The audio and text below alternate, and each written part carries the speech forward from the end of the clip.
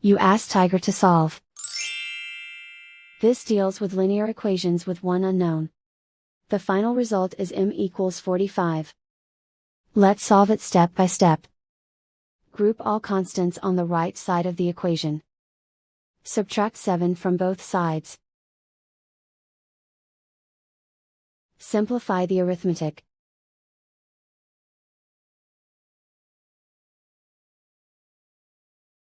Isolate the m.